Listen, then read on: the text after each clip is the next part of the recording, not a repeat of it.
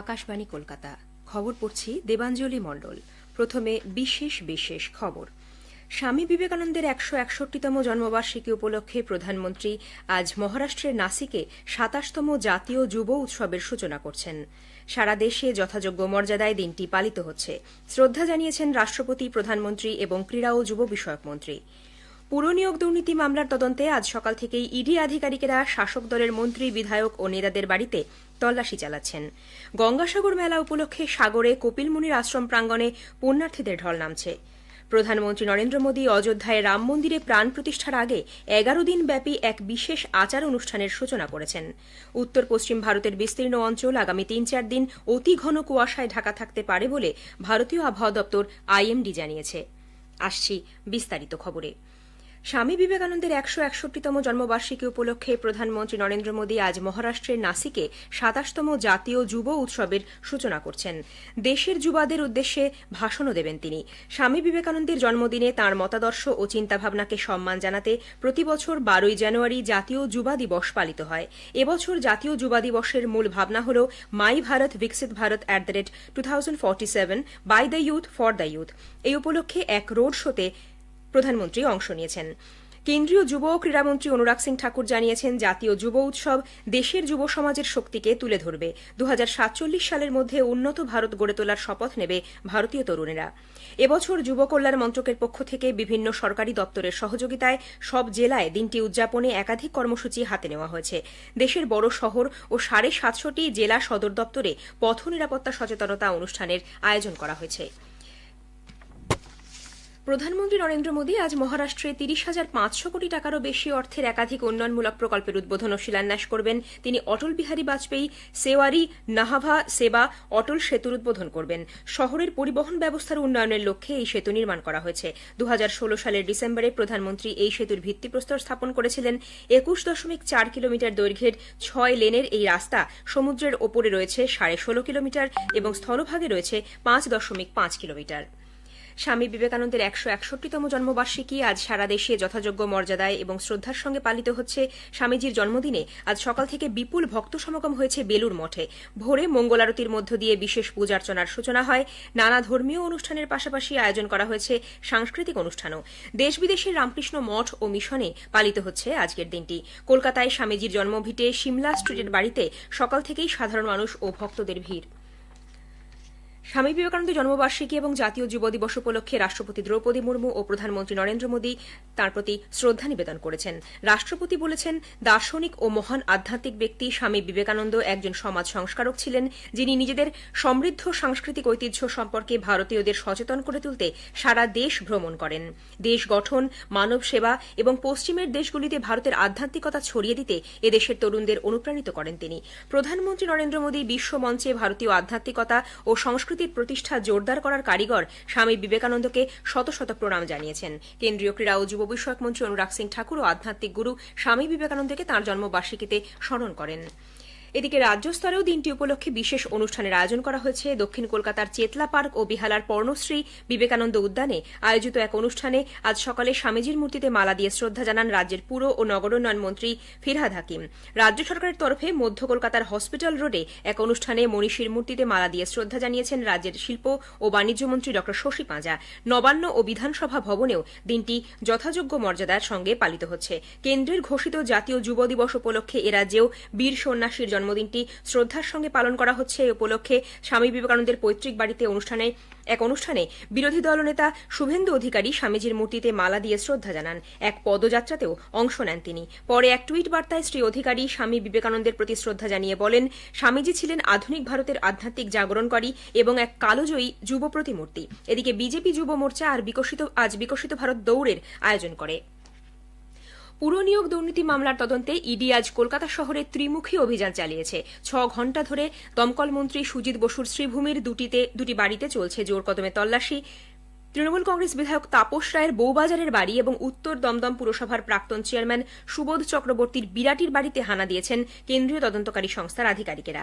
এর আগেও এই মামলায় কেন্দ্রীয় সংস্থার মুখোমুখি হতে হয়েছিল সুবোধবাবুকে। গত বছর 31শে আগস্ট একই অভিযোগে সিবিআই সুজিত বসুকে তলব করে। 2016 সালে দক্ষিণ দমদম পুরসভার উপপ্রধান ছিলেন সুজিত বসু। এদিকে সন্দেশখালী ও বনগাঁয় অভিযানে গিয়ে আক্রান্ত হবার পর ইডি আজ যথেষ্ট সতর্ক। যে কোনো রকম আক্রমণ প্রতিহত করতে তারা প্রস্তুত রয়েছেন।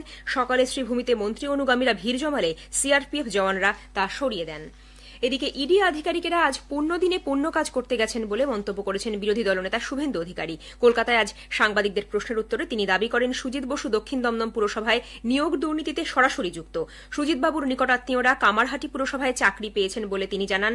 রাজ্যের 70টি পুরসভার চেয়ারম্যান ও তৃণমূল কংগ্রেস নেতারা নিয়োগ দুর্নীতিতে যুক্ত রয়েছেন বলে শ্রী অধিকারী উল্লেখ করেন। গঙ্গাসাগর মেলার অসুস্থ এক পুণ্যার্থীকে এয়ার অ্যাম্বুলেন্সে করে কলকাতায় পাঠানো হয়েছে। বিহারের সীতামারি জেলার পাকতলা রামপট্টি এলাকার বাসিন্দা বছর 55 সুমিত্রা দেবীকে সাগরের অস্থায়ী হাসপাতাল থেকে কলকাতার এমআর বাঙুর হাসপাতালে স্থানান্তরিত করা হয়েছে। গঙ্গাসাগর মেলায় এসে আজ বেলা 11টা নাগাদ তাঁর স্ট্রোক হয়, গুরুতর অসুস্থ হয়ে পড়েন তিনি। এদিকে গঙ্গাসাগর মেলা ইতোমধ্যেই পুণ্যার্থীদের ভিড়ে জমজমাট। গতকাল সন্ধ্যের পর থেকে শীত বাড়তে শুরু করেছে।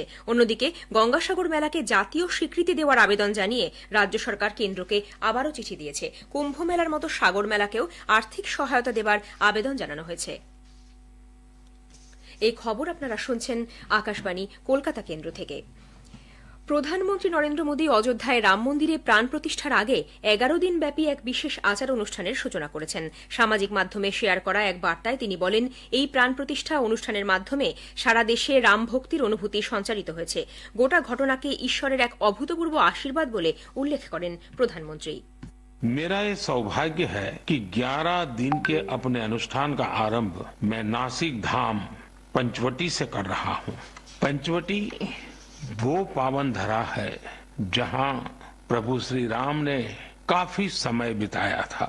और आज मेरे लिए एक सुखद संयोग ये भी है कि आज स्वामी विवेकानंद जी की जन्म जयंती है। ये स्वामी विवेकानंद जी तो थे जिन्होंने हजारों वर्षों से आक्रांतित भारत की आत्मा को झकझोरा था। आज वही आत्मविश्वास भव्य राम मंदिर के रूप में हमारी पहचान बनकर सबके सामने है। কেন্দ্রীয় স্বরাষ্ট্রমন্ত্রী অমিত শাহ আজ গুজরাটের গান্ধীনগরে মহাত্মা মন্দিরে ভাইব্রান্ট গুজরাট গ্লোবাল সামিটের 10ম সম্মেলনের সমাপ্তি অনুষ্ঠানে ভাষণ দেবেন। এই সম্মেলনের শেষ দিনে মাঝারি ক্ষুদ্র ও অতি ক্ষুদ্র শিল্প দপ্তরের প্রতিমন্ত্রী নারায়ণ রানে এমএসএমই কনক্লেভে উপস্থিত থাকবেন। অন্যদিকে নগর আবাসন বিষয়ক প্রতিমন্ত্রী কিশোর কৌশল চক্রাকার অর্থনীতি সংক্রান্ত সেমিনারে বক্তব্য রাখবেন। স্বচ্ছ জ্বালানি, গ্রিন হাইড্রোজেন সহ বিভিন্ন বিষয়ে আজ বিভিন্ন সেমিনার হবার কথা। বিদেশমন্ত্রী ড সুব্রমণিয়ম জয়শঙ্কর মার্কিন বিদেশ সচিব অ্যান্টনি ব্লিংকেনের সঙ্গে সমুদ্রপথে বিশেষ করে লোহিত সাগর অঞ্চলে নিরাপত্তায় চ্যালেঞ্জ সংক্রান্ত বিষয়ে আলোচনা করেছেন। গতকাল দুই নেতার মধ্যে টেলিফোনে কথা হয়। ইউক্রেনের সমস্যা নিয়েও তাঁরা আলোচনা করেন। ইয়েমেনে ইরান সমর্থিত হাউথি জঙ্গি গোষ্ঠীর বিরুদ্ধে আমেরিকা এবং ব্রিটেন যৌথভাবে সেনা অভিযান চালিয়েছে। লোহিত সাগরে বাণিজ্যিক জাহাজগুলির ওপর এই গোষ্ঠী আক্রমণ চালানোর পরই প্রত্যুত্তরে এই যৌথ অভিযান চালানো হয়। ইয়েমেনের রাজধানী সানা এবং লোহিত সাগরে হুথিদের শক্ত ঘাঁটি হু দাই দাহ বন্দর সহ 12টিরও বেশি জায়গায় এই হামলা চলে।